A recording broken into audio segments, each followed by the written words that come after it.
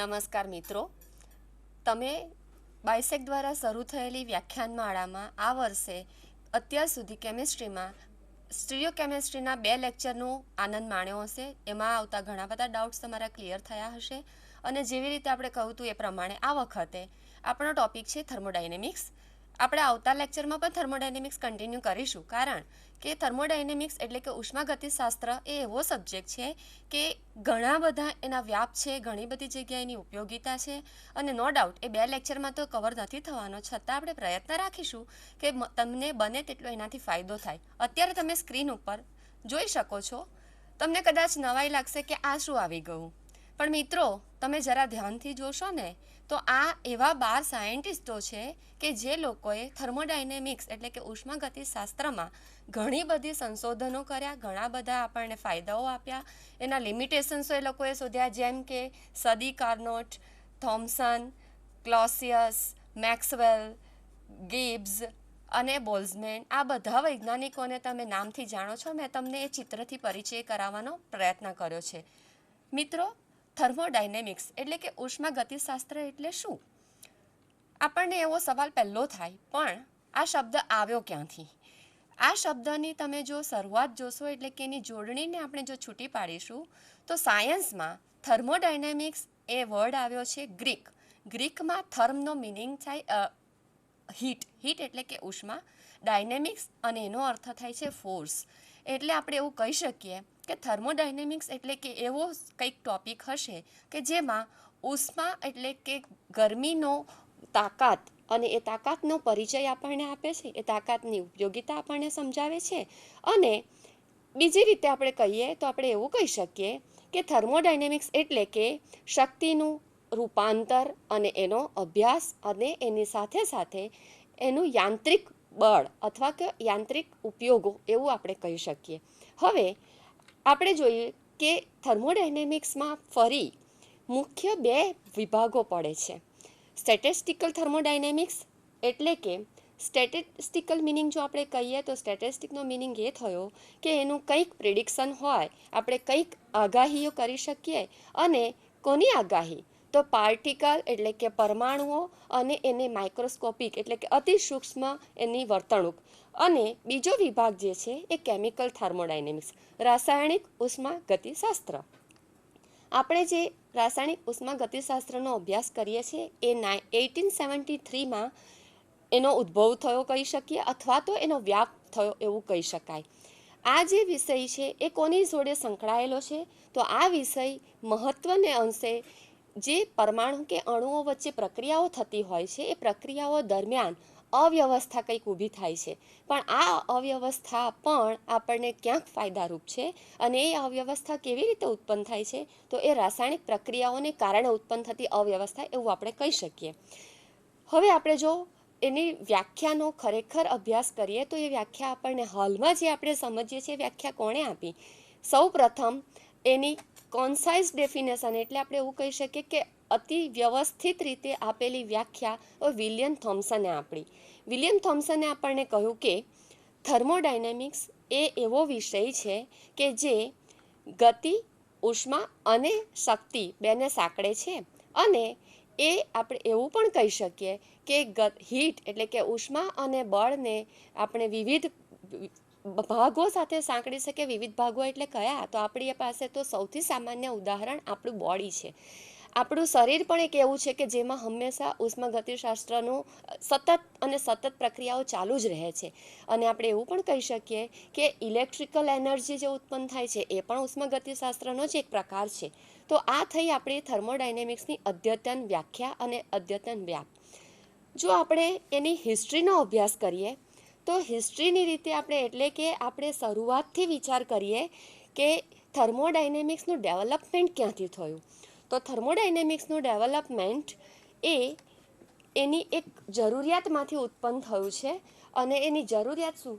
કે આપણે કોઈ પણ વસ્તુ અથવા કોઈ પણ એન્જિનને એની ઉપયોગિતા વધારવી હોય, એનો સૌથી સરસ રીતે ઉપયોગ કરવો હોય તો એમાંથી થયો. અને સૌથી પહેલું એ ઉપયોગિતાનો ખ્યાલ આવ્યો સ્ટીમ એન્જિનમાં ઉપયોગમાંથી. સ્ટીમ એન્જિન જે ઉપયોગમાં લેવાતું હતું એ વર્ષો પહેલાં લેવાતું હતું, પણ સદી કાર્નોટને એવો વિચાર આવ્યો કે જો હું આ સ્ટીમ એન્જિનની મહત્તમ ઉપયોગિતા ડેવલપ કરું તો એ મહત્તમ ઉપયોગિતા ડેવલપ કરતી વખતે આ જે એન્જિનની એફિશિયન્સી છે એ વધારી શકાય, અને જો એન્જિનની એફિશિયન્સી વધે તો એ નેપોલિયનિક વોર એટલે કે એ વખતે જે વોર ચાલુ થઈ હતી એ વોરમાં એને ફ્રાન્સને ફાયદારૂપ થાય.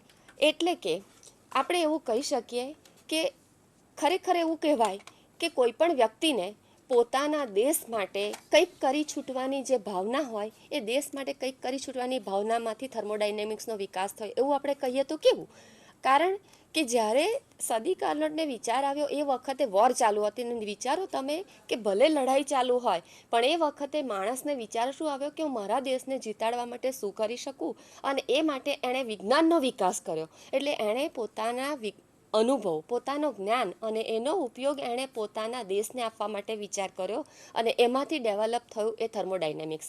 રાસાયણિક ઉષ્માગતિશાસ્ત્ર એટલે કે આપણે મેં કહ્યું તેમ ખરેખર એ શું છે તો એ બંને વચ્ચેની લિંક છે કે શક્તિ અને રાસાયણિક પ્રક્રિયાઓ.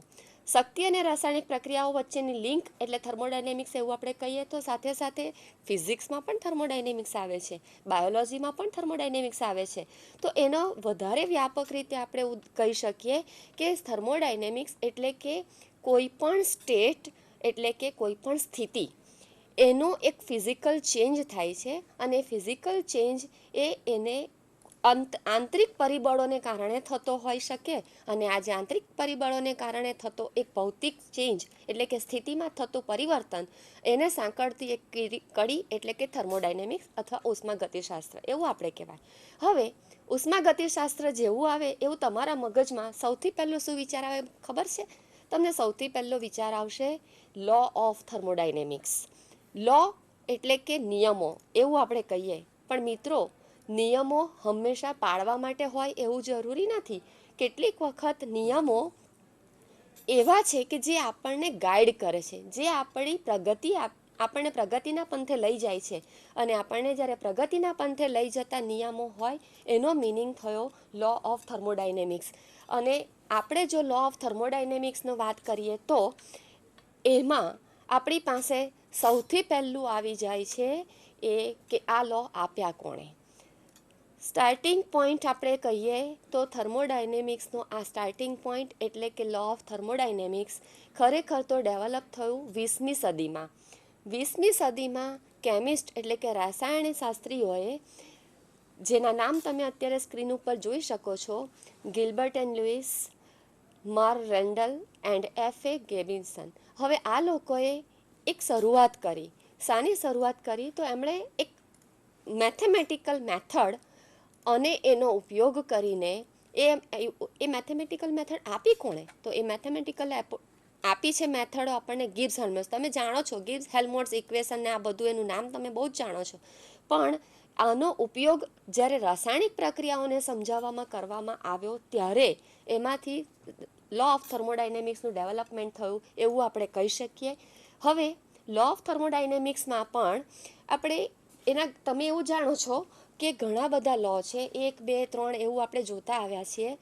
પણ જ્યારે તમે એવું જોશો તો એ વખતે આ લો ઓફ થર્મોડાયનેમિક્સ દર વખતે તમને એક પર્ટિક્યુલર વર્ડ સાથે જોડે છે. અને પર્ટિક્યુલર વર્ડ એટલે શું? તો પર્ટિક્યુલર વર્ડ એટલે કે સિસ્ટમ. સિસ્ટમ અંડર સ્ટડી એટલે કે આપણે સિસ્ટમ કોને કહેવી? તો સિસ્ટમ તો ઘણી બધી છે. તમને વિચાર આવશે ને કે સિસ્ટમ એટલે કે આપણે એજ્યુકેશન સિસ્ટમ, સિસ્ટમ એટલે કે આપણી પોલિટિકલ સિસ્ટમ, ઇકોનોમિકલ સિસ્ટમ. ના મિત્રો, આ સિસ્ટમ એટલે કે એવી સિસ્ટમ નહીં, પણ આપણે એનો એવું કહી શકીએ કે જેનો આપણે અભ્યાસ કરીએ છીએ એ અભ્યાસને આપણે કોઈ એક પર્ટિક્યુલર બાઉન્ડ્રીમાં લોકેટ કરી દઈએ, અને એ જે લોકેટ થયેલી બાઉન્ડ્રી એટલે સિસ્ટમ. અથવા બીજી રીતે આપણે એવું કહી શકીએ કે જેનો આપણે અભ્યાસ કરીએ છીએ એ પર્ટિક્યુલર જગ્યા અથવા તો પર્ટિક્યુલર સ્થાન સિવાય, તમે જુઓ કે સિસ્ટમ મેં એક બાઉન્ડ્રીમાં બતાવી. બાઉન્ડ્રી જે દેખાય છે એને આપણે ઇમેજિનરી બાઉન્ડ્રી પણ કહી શકીએ. એટલે આપણે જેનો પણ અભ્યાસ કરતા હોય એના સિવાયનું બાકીનું બધું સરાઉન્ડિંગ એટલે કે થર્મોડાયનેમિક્સમાં આપણે સિસ્ટમ અને સરાઉન્ડિંગ બે જે વર્ડ સમજીએ છીએ ને, એ સિસ્ટમ અને સરાઉન્ડિંગ વર્ડ્સ કેટલીક વખત આપણે એને લિટરલ મિનિંગમાં લેવાનું છે કે ફિઝિકલ સિસ્ટમ, જેમ કે તમે કોઈ એન્જિનનો અભ્યાસ કરો છો, જેમ કે તમે કોઈક પરિવર્તનનો અભ્યાસ કરો છો, કે કોઈક પદાર્થનું એક પદાર્થમાંથી બીજા પદાર્થમાં રૂપાંતર થાય છે અને એ અભ્યાસ કરો છો તો એ પણ સિસ્ટમ થઈ ગઈ, અને એના સિવાયનું બાકીનું બધું સરાઉન્ડિંગ છે. હવે તમને વિચાર આવશે કે સિસ્ટમ અને સરાઉન્ડિંગ છે, એની સાથે સાથે તમારી પાસે ઘણી વખત ઉષ્માગતિશાસ્ત્રનો અભ્યાસ કરો ત્યારે જુદા જુદા પ્રકારની સિસ્ટમ આવે છે. તો મેઇન આપણે એવું કહી શકીએ કે 5 સિસ્ટમ એવી છે કે જે ડોમિનન્ટ છે, અને એ 5 સિસ્ટમ એ થર્મોડાયનેમિક્સ એટલે કે ઉષ્માગતિશાસ્ત્રમાં અગત્યનો પાર્ટ ધરાવે છે.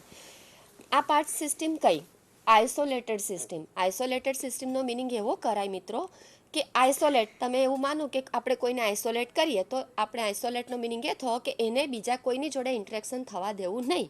બીજા કોઈની જોડે, આપણે વ્યક્તિનું ઉદાહરણ લઈએ, આપણે કોઈક વ્યક્તિને આઇસોલેટ કરી દઈએ. આઇસોલેટ કરીએ એટલે આપણે એની જોડે બોલવાનું બંધ કરીએ, એની જોડે કોઈ વ્યવહાર બંધ કરીએ, અને એને કેવું ફીલ થાય? મિત્રો, આપણે એ આઇસોલેટેડ વ્યક્તિની જેમ જ આપણે સિસ્ટમને આઇસોલેટ કરીએ છીએ, પણ અહીંયા વ્યક્તિ નથી અને ફિઝિકલ સિસ્ટમ છે, એટલે એને કશું થતું નથી, પણ એ આપણને ફાયદો કરાવી આપે છે. આઇસોલેટેડ સિસ્ટમમાં શક્તિ અને પદાર્થ કોઈનો પણ આપણે એવું કહી શકીએ કે એ વ્યય પણ નથી થતો અને એ કોઈ પણ રીતે બહાર પણ નથી જતી, એટલે કે બાઉન્ડ્રી ક્રોસ નથી કરી શકતી. એડિયાબેટિક સિસ્ટમ એ એવી સિસ્ટમ છે કે જેમાં હીટ એટલે કે ઉષ્મા બહાર નથી જઈ શકતી. બીજા કોઈ પદાર્થ બહાર જઈ શકે પણ ઉષ્મા પર્ટિક્યુલરલી બહાર નથી જતી. ડાયાથર્મિક સિસ્ટમ એટલે હીટ બહાર જઈ શકે પણ બીજી મેટર બહાર ના જઈ શકે. ક્લોઝ સિસ્ટમનો મિનિંગ આપણે એવો કહી શકીએ કે મેટર, ફરી આપણે અહીંયા એવું કીધું કે matter may not cross boundary, એટલે કે કોઈ પદાર્થ બહાર નથી જતો. ધારો કે કોઈ પદાર્થનું ગેસમાં રૂપાંતર થયું તો ગેસ બહાર નથી જતો, પણ એના દ્વારા કોઈ ક્રિયા થાય છે. અને ઓપન સિસ્ટમ એટલે કે આપણે બધી સિસ્ટમ લઈ શકીએ, ઉષ્મા છે, કાર્ય છે, કોઈ પણ પદાર્થ બહાર જાય છે, કોઈ ઘન પદાર્થનું પ્રવાહીમાં રૂપાંતર થઈ ગયું, પ્રવાહીનું વાયુમાં રૂપાંતર થઈ ગયું, અને એ બધાને આપણે ઓપન સિસ્ટમ, જેને આપણે કંટ્રોલ વોલ્યુમ તરીકે પણ ઓળખીએ છીએ. મિત્રો, આ સિસ્ટમની વ્યાખ્યા આપ્યા પછી તમને મેં અત્યારે શબ્દ આપ્યો ઉષ્મા. આપણે નોર્મલી ઉષ્માને ધ્યાનમાં લઈએ ત્યારે હંમેશા આપણી પાસે નજર સામે દેખાય છે ટેમ્પરેચર. આ ટેમ્પરેચરની વ્યાખ્યા આપણને ખરેખર તો ઝીરોથ લો માંથી મળી છે એવું આપણે કહી શકીએ. અને ઝીરો લોનો મિનિંગ એવો કહી શકાય કે એવી કોઈક સિસ્ટમ કે જે થર્મલ ઇક્વિલિબ્રિયમમાં છે. મિત્રો, થર્મલ ઇક્વિલિબ્રિયમનો મિનિંગ એવો કહેવાય કે એવી કોઈ પણ બે સિસ્ટમ હોય કે જેના ટેમ્પરેચર એટલે કે જેની ઉષ્મા સરખી હોય. હવે આપણે એવું કહીએ કે ઉષ્મા સરખી, પણ આપણે નોર્મલી ઉષ્માનું માપન કરીએ છીએ ટેમ્પરેચરમાં. તો એનું એક્ઝામ્પલ લઈને આપણે કહી શકીએ કે જો મારી પાસે કોઈ જુદી જુદી એવી બોડી, એવા પદાર્થો હોય, એવી સિસ્ટમ હોય કે જેને હું A, B અને C વડે જો આઈડેન્ટિફાઈ કરું, તો એવી સિસ્ટમ અથવા તો બોડી કે જે ટેમ્પરેચરમાં સમાન હોય. એટલે આપણે અહીંયા એક્ઝામ્પલ લીધું છે કે ટેમ્પરેચરમાં સમાન એટલે કે જો કોઈ પણ બોડી ટેમ્પરેચર એ સિસ્ટમનું ટેમ્પરેચર અને બી સિસ્ટમનું ટેમ્પરેચર સમાન હોય, અને એવી જ રીતે બી સિસ્ટમનું ટેમ્પરેચર અને સીનું ટેમ્પરેચર જો સમાન હોય, તો એનો મિનિંગ આપણે એવો કહી શકીએ કે એ સિસ્ટમ અને સી સિસ્ટમના ટેમ્પરેચર પણ સમાન હોવા જોઈએ. અને એ જ રીતે આપણને ઝીરો લો એટલે કે આપણને ટેમ્પરેચરનું ઓળખાણ આપી એવું કહી શકાય. મિત્રો, તો તમને એવું થશે કે ઝીરો લો ખરેખર તો ફર્સ્ટ લો થવો જોઈએ ને, કારણ કે સૌથી પહેલું ટેમ્પરેચરની ઓળખાણ તો એણે આપી, અને ટેમ્પરેચરના બેઝ ઉપર તો આપણું આખું ઉષ્માગતિશાસ્ત્ર ડિપેન્ડ થયેલું છે. તો પછી એને કેમ ઝીરો લો કહેવામાં આવ્યો? તો મિત્રો, આ તમને અહીંયા સમજ પડશે કે કેમ આપણે એને ઝીરો લો કીધો. કે આ લો 1920માં આપણને રાલ્ફ ફોલરે આપ્યો, પણ ત્યારે આને કોઈ નંબર આપવામાં નહોતો આપ્યો. કારણ શું? એનું કારણ ફક્ત એટલું જ છે કે આ લો જે કંઈ વસ્તુ સમજાવે છે આપણને, એની ખરેખર સમજૂતી અને એને જસ્ટિફિકેશન ક્યારે મળ્યું? તો ફર્સ્ટ, સેકન્ડ અને થર્ડ લો ઓફ થર્મોડાયનેમિક્સ જે આવ્યા, એ બધા આવ્યા પછી આપણને આનું ખરેખર જસ્ટિફિકેશન મળ્યું, અને એટલે એને કહેવામાં આવ્યું કે ઝીરોથ લો કહેવો જોઈએ. કારણ કે it is a fundamental thing, એ મહત્ત્વની વસ્તુ છે, પણ એનું ખરેખર બધી ઉપયોગિતા અને સમજૂતી આપણને બાકીના બધા નિયમો પછી મળી છે. તો મિત્રો, ઝીરો લોથી આપણે હવે આગળ વધીએ. આપણી પાસે આવે છે ફર્સ્ટ લો. મેં તમને ફર્સ્ટ લો કીધું અને તમારી સામે તો આવું કંઈક ચિત્ર આવી ગયું. તમને હવે નવાઈ લાગશે કે હવે આ ફર્સ્ટ લો ક્યાંથી આવી ગયો? તો અહીંયા તમને આ ફર્સ્ટ લોનું ખરેખર ઉપયોગિતા સમજાવી અથવા તો આપણને એક આપણને ઉદાહરણ મળ્યું એમ કહી શકીએ. મિત્રો, આ જે મોલેક્યુલ તમને દેખાય છે ને, કંઈક વાઇબ્રેટ થતો મોલેક્યુલ, એ ખરેખર પ્રોટીનનો મોલેક્યુલ છે. પ્રોટીન એટલે આપણી જિંદગી જોડે સંકળાયેલું એક મહત્ત્વનું તત્વ. અને મિત્રો, તમને જોઈ શકો છો કે એ પ્રોટીનનું જે ઉદાહરણ છે, એમાં જે મોલેક્યુલ્સ બન્યો છે, એમાં કેટલા બધા પરમાણુઓ અત્યારે તમને દેખાય છે. આ બધા પરમાણુઓ એકબીજા સાથે જોડાયેલા છે. પણ આ બધા પરમાણુઓ અત્યારે આવી રીતે હલવા કેમ માંડ્યા? તો એ હલવા માંડવાનું કારણ ફક્ત એટલું છે કે એને કોઈક જાતનું વિકિરણ મળ્યું. એટલે એનો અર્થ આપણે એવો કહી શકીએ કે આ જે બધા પદાર્થો એકબીજા સાથે જોડાયેલા હતા, એ પદાર્થો તમને આ સેન્ટેન્સ સમજાવશે કે એનર્જી જે છે એ આ બધા મોલેક્યુલ્સમાં સ્ટોર થયેલી છે, એમાં રહેલી જ છે.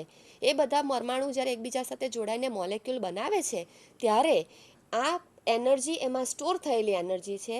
પણ આ જે સ્ટોર થયેલી ઇન્ટરનલ એનર્જી છે, એ ઇન્ટરનલ એનર્જી થોડુંક અંશે એમને કંઈક ટેમ્પરેચર મળે કે કંઈક પ્રકારનું વિકિરણ મળે એટલે શું થાય છે કે એ એનર્જીનું વિકાસ થાય છે, એ એનર્જી વિસ્તરે છે. અને એ એનર્જી વિસ્તરવાથી તમે જોયું તેમ આ જે મોલેક્યુલ્સ બધા સ્થિર હતા એ તરત એકબીજાથી વાઇબ્રેટ થવા માંડ્યા. અને જે વાઇબ્રેટ થતા મોલેક્યુલ્સ છે એ પણ એવા છે કે જે છૂટા નથી પડી જતા, એનું વિઘટન એકદમ નથી થઈ જતું, પણ એ ઇન્ટરનલ વાઇબ્રેશનને કારણે આપણને કેવા દેખાય છે? આપણે એવું કહી શકીએ કે પાણી તમે જો જુઓ ને, તો પાણીની અંદર તમે વોટર બલૂન્સ જોતા હશો કે પરપોટા થાય છે અને ફૂટી જાય છે, પણ પરપોટા રહે છે તો પાણીમાં જ. આપણે એવું કંઈ કહી શકીએ કે આ જે મોલેક્યુલ છે, જેને બનાવતા એટમ્સ છે, એ એટમ્સ કોઈક જાતનું વિકિરણ મળવાથી એમાં રહેલી શક્તિ, એક સ્થિતિ શક્તિ જે હતી, એ એના વાઇબ્રેશનમાં કન્વર્ટ થઈ ગઈ. એટલે ઇન્ટરનલ એનર્જીનું કંઈક રૂપાંતર થયું. અને મિત્રો, એટલે જ આપણો ફર્સ્ટ લો આપણને એનર્જીનું રૂપાંતર બતાવે છે. તો મિત્રો, હવે તમને ફરી એમ થશે કે એનર્જીનું રૂપાંતર આવ્યું, તો રૂપાંતર ક્યારે એકમાંથી બીજામાં થવું જોઈએ ને? તો એકમાંથી બીજામાં થતું રૂપાંતર એટલે શું અને એનર્જી એટલે શું?